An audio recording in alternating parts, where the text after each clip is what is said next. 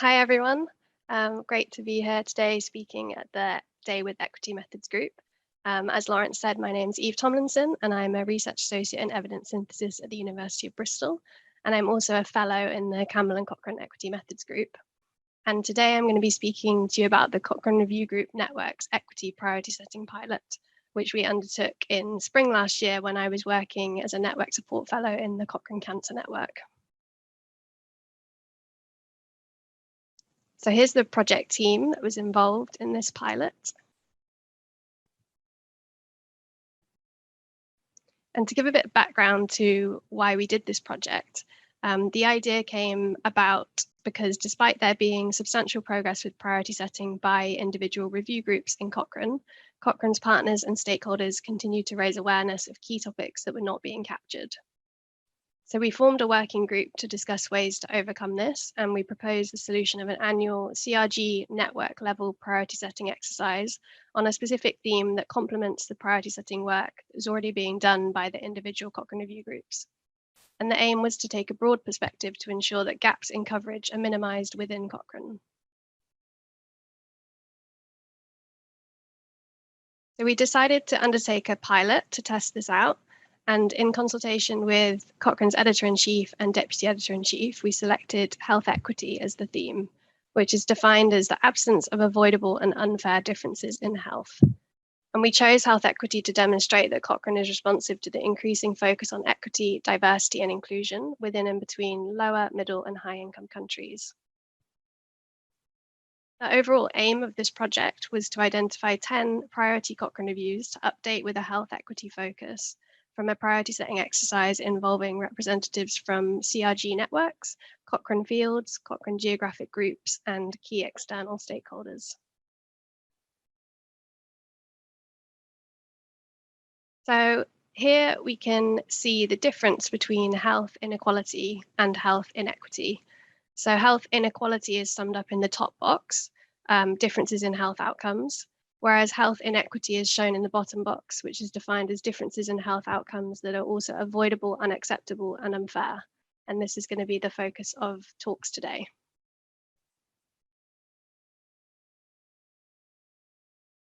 So we had limited resources for this pilot, so we had to make a few decisions to ensure that we could get some quick wins out of it. And these included focusing on finding Cochrane reviews to update with an equity focus rather than finding new review titles. And we were interested in reviews showing beneficial interventions with a meaningful impact on mortality specifically, though we would be keen to look into morbidity in the future. And we also based the project on the equity effectiveness loop.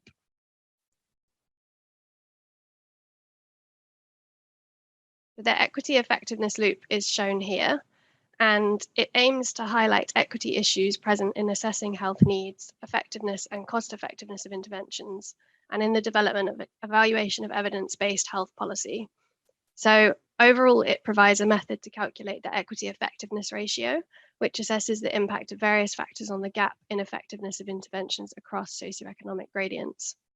And you can see at the top of the diagram, it starts with the consideration of the burden of illness.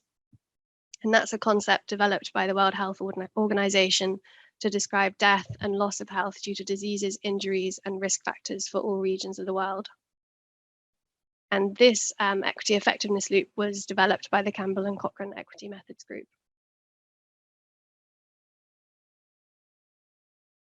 So before getting into the methods that we used for this project, we wanted to show the end goal of applying an equity lens in a Cochrane review. And really it's to do this, which is producing summary of findings tables for different priority populations. So here you can see two summary of findings tables from a review about vaccines for preventing rotavirus diarrhea by Suarez Weiser and colleagues. And here you can see that the review has one summary of findings table for low mortality countries and one for high mortality countries. And from displaying them separately, you can see the difference in prevalence. So in low mortality countries, which we've approximated to be high income countries here, where rotavirus diarrhea is less prevalent, you can see that intervention has less impact, with 11 out of 1,000 fewer children with severe diarrhea. Whereas in higher mortality countries, shown in the bottom table, there is a higher impact with 38 out of 1,000 fewer children with severe diarrhea. So this is an example of how you can produce a tailored summary of findings table for equity and how it's been done in a Cochrane review before. So using the equity effectiveness loop, we started at the first point, focusing on global burden of disease. And to do this, we used a framework called the Universal Health Coverage Framework.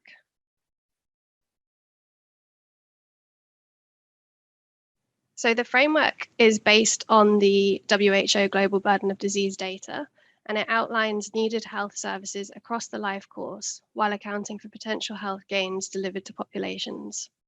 So the Universal Health Coverage Measurement Framework has mapped 23 effective coverage indicators or conditions across health service types and population age groups for 204 countries and territories from 1990 to 2019.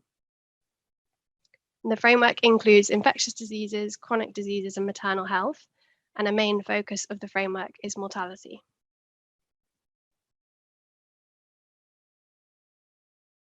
You can see here in this bit that's highlighted yellow taken from their paper in The Lancet that it's also informed by studies published in the Cochrane Library.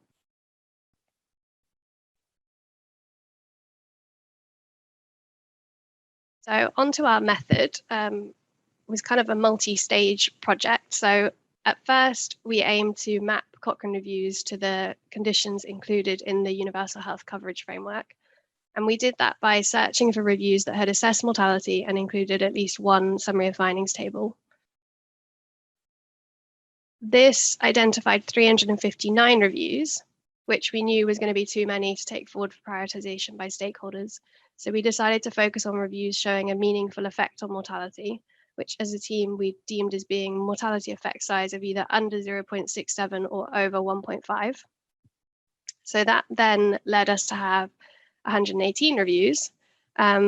We streamlined the list further to include only those showing an important reduction in mortality. And we did that by reading the review abstracts to find a statement about the benefit on mortality. And if it wasn't clear, then we looked at summary of findings tables to look at events and study sample sizes. So from doing that step, we ended up with 33 reviews to take forward for prioritization, which we felt better about taking to our pool of stakeholders. So on this side, you can see the 13 conditions that the 33 reviews covered. And you can see that they came from 11 different Cochrane review groups across 5 of the Cochrane review group networks.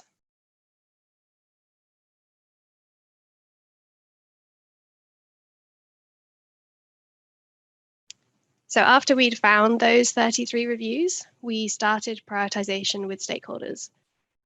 And as mentioned, the aim was to identify 10 reviews to be updated with an equity focus to assess whether the intervention of interest will truly benefit priority populations and whether it will reduce or increase inequities.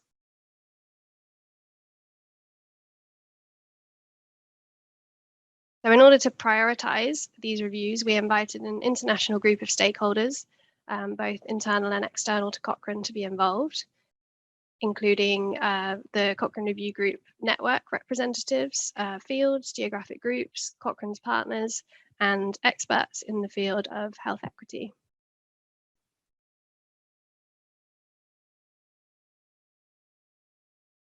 To guide stakeholders in prioritizing the reviews, we asked them to consider items from the Spark tool for priority setting, which we modified for use in this project. And this includes thinking about whether a review responds to a problem that is a large burden, whether it responds to needs of the population and global health priorities.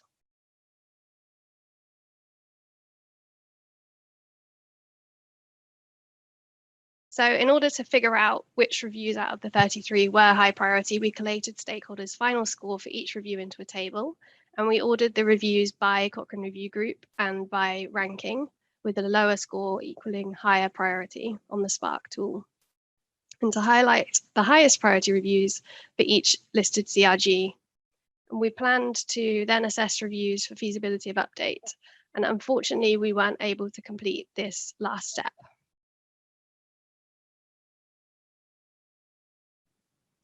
So these next few slides show the results. It shows the reviews split by CRG, and a lower score means a higher priority for update with an equity focus.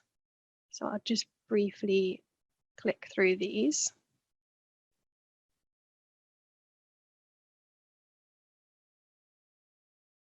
So you can see there were quite a few reviews covered by infectious diseases group, as you might expect, and quite a few of those reviews were deemed high priority, with low scores in the far right-hand column.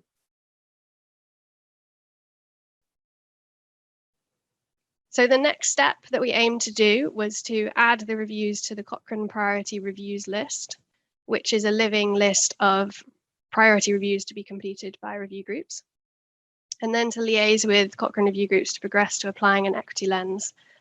And unfortunately, with the combination of changes going on in Cochrane and the lack of resources that we had for the project, we weren't able to complete these steps. But we're hopeful that we will be able to in future, and I'm going to talk through what we'd planned and what we hope to happen. So to actually apply an equity lens to review, we'd propose to use the equity extension of the methodological expectations of Cochrane intervention reviews, or MECIR. And you can see here that this states to consider in advance whether issues of equity are important to the review and plan for appropriate methods to address them, such as those relating to particular participant groups, intervention comparisons, or outcomes. And the Campbell and Cochrane Equity Methods Group are currently working on a MECIR equity extension checklist based on the PRISMA equity checklist.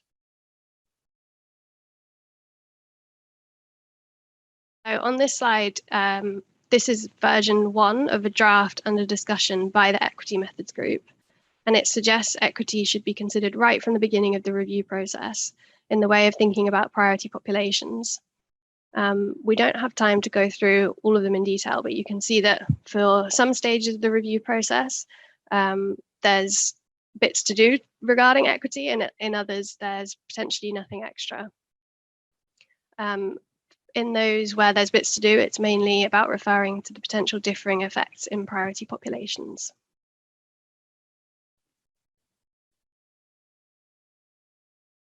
So the final point of the method was that we'd like reviews to include tailored summary and findings tables for equity priority populations. And this would involve looking for differences in baseline risk or intervention effectiveness and implementation using Progress Plus to identify characteristics across which the intervention may behave differently. And Progress Plus stands for a kind of range of equity factors, including place of residence, race, ethnicity, culture, language, occupation, gender, sex, religion, education, socioeconomic status, and social capital.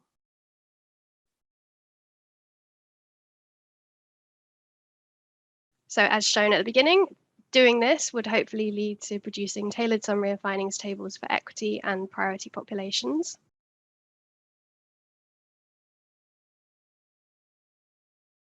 So what did the pilot achieve?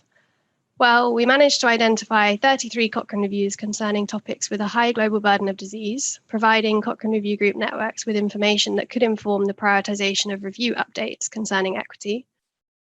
And the pilot provided a forum for thinking about how the process of how to set priorities across networks. And it showed that we can usefully engage a diverse group of stakeholders in a project such as this.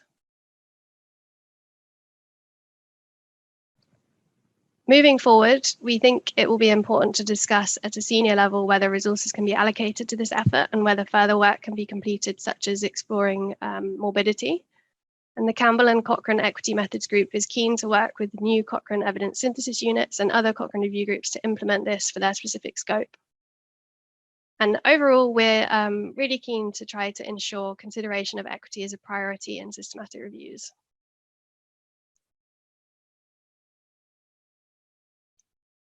So that's the end of my slides.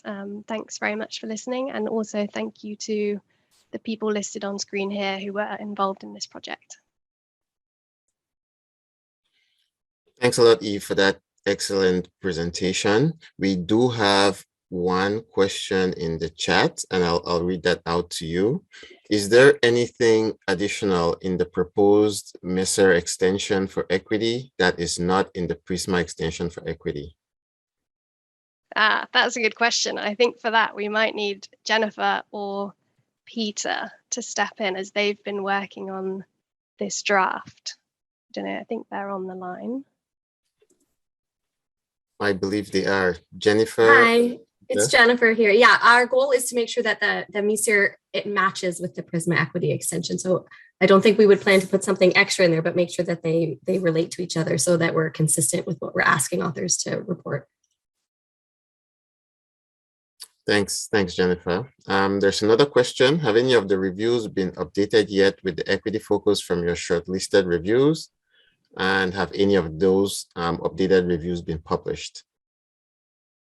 So I believe that they have not been updated yet with the equity focus. I think the list of reviews that were listed as priority were kind of given to senior editors of the networks, and discussions were started.